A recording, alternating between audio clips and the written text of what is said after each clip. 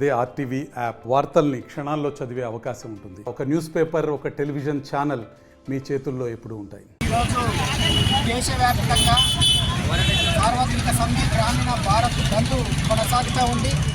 ముఖ్యంగా కేంద్ర ప్రభుత్వం రైతాంగం పట్ల, కార్మిక వర్గం పట్ల తీసుకున్నటువంటి వ్యతిరేక విధానాలను నిరసిస్తూ ఈరోజు ఈ యొక్క సమ్మె కొనసాగుతూ ఉన్నది. కార్మిక చట్టాలైనటువంటి 44 చట్టాలను 4 లేబర్ కోడ్లుగా మార్చి అట్టు బానిసలుగా కార్మికులను చేసేటటువంటి చర్యను వ్యతిరేకిస్తూ ఉన్నాం.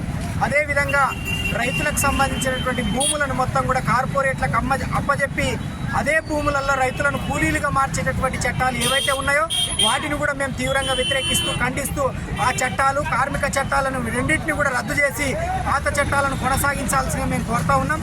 అట్లాగే పాత పెన్షన్ విధానం, అట్లాగే కార్మికుల కనీసం మినిమం వేజ్ అంటే 26,000 రూపాయల వేతనం ప్రతి కార్మికులకు అందేట్లాగా చట్టం చేయాలని మేము ఈ సందర్భంగా డిమాండ్ చేస్తూ ఉన్నాం.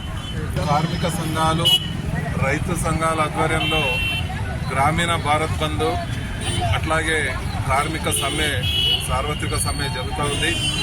ప్రధానమైన డిమాండ్లు వచ్చేసి ఈరోజు కార్మికులకు కట్టు బానిసలుగా మార్చేటువంటి కార్మిక కోడ్లను రద్దు చేయాలని, అట్లాగే రైతాంగం పండించిన పంటలకు గిట్టుబాటు ధరల చట్టాన్ని తీసుకురావాలని, మరి గత రైతు ఉద్యమం సందర్భంగా రైతు నాయకులకు, రైతాంగానికి ఇచ్చినటువంటి హామీలు అంటే చనిపోయిన రైతులకు నష్టపరిహారం, అట్లాగే చంపబడ్డ కేంద్ర మంత్రి కొడుకు చేత చంపబడ్డ కుటుంబాలను ఆదుకొని ఆయనకు మరి కేసు పెట్టి శిక్షించాలని, అట్లాగే ఈరోజు కేంద్ర ప్రభుత్వం మరి ధరలను విపరీతంగా పెంచి ఉన్నది.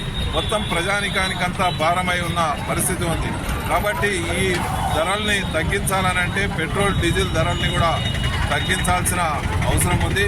కాబట్టి ఈ డిమాండ్లతో ఈరోజు మరి మొత్తం కార్మికులు, రైతాంగం ఈ సమ్మెకు, గ్రామీణ భారత్ బంద్కు పూనుకోవడం జరిగింది. వెంటనే కేంద్ర ప్రభుత్వం దిగిరావాల్సిందిగా మేము డిమాండ్ చేస్తాం. మరిన్ని వీడియోస్ కోసం ఛానల్ ని సబ్స్క్రైబ్ చేయండి. లేటెస్ట్ అప్డేట్స్ కోసం వాట్సాప్ ఛానల్ ని ఫాలో చేయండి. అండ్ లింక్ డిస్క్రిప్షన్ లో ఉంది.